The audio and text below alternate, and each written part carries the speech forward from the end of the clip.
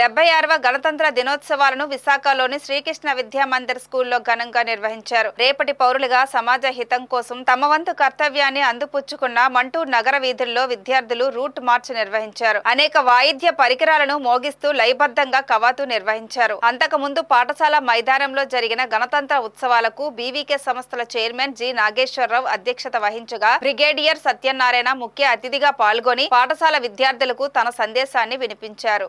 భారతదేశం 2047 కల్లా అభివృద్ధి చెందిన దేశంగా అవతరించాలన్న ప్రధాని నరేంద్ర మోడీ కలలను సాకారం చేయడంలో విద్యార్థుల పాత్ర కీలకమని సత్యనారాయణ పేర్కొన్నారు.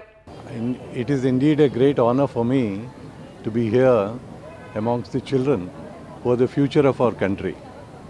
2047, our Prime Minister has set a target that we will be a developed nation. I'm so happy to see the children with such good josh and good values. They are the messengers of peace to the whole universe. I wish you all the best.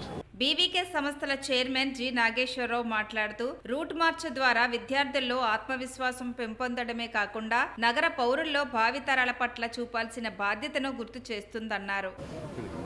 మన తెలుసు భారతీయ విద్యా కేంద్రం ఆధ్వర్యంలో ఉన్న పాఠశాలలో Ghosh band నేర్పిస్తాము. అదేవిధంగా మొన్న August 15, 2023న beach రోడ్లో రామకృష్ణ బీచ్ నుండి విక్టరేట్ సీ వరకు కూడా మనం విద్యార్థులు 700 మంది ఘోష్ ప్రదర్శన చేశారు. అంటే భారతీయ విద్యార్థుల బ్యాండ్. అలాగే ఈరోజు జనవరి 26 మన భారతదేశం యొక్క 76th రిపబ్లిక్ డే మనందరం కూడా చేసుకుంటున్నాము. ఈ సందర్భంగా ఇదొక జాతీయ పండుగ కాబట్టి ఈ జాతీయ పండుగని ఘనంగా చేసుకోవాలి అనే ఉద్దేశంతో ఇక్కడ శ్రీకృష్ణ విద్యా మందిర్లో విశాఖపట్నం సిటీలో ఉన్న భారతీయ విద్యా కేంద్ర స్కూల్స్ విద్యార్థులందరూ కూడా ఈరోజు వాళ్ళ బ్యాండ్తో ఈరోజు సిటీలోకి వెళ్తున్నారు. సుమారుగా ఒక 2 కిలోమీటర్స్ పారు ప్రజల్లోకి వెళ్తారు. భారతీయ విద్యా కేంద్ర ఘోష్ ఎలా ఉంటుంది, ఈ బ్యాండ్ ఎలా ఉంటుందని చూపిస్తారు.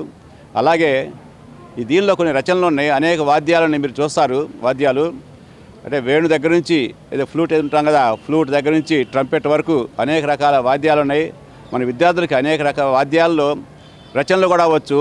వాళ్ళు పాటలు పాడగలరు దానిలో ఆ వాద్యాల ద్వారా. వాటిని ప్రదర్శిస్తారు మన ప్రజలకి. ధన్యవాదాలు.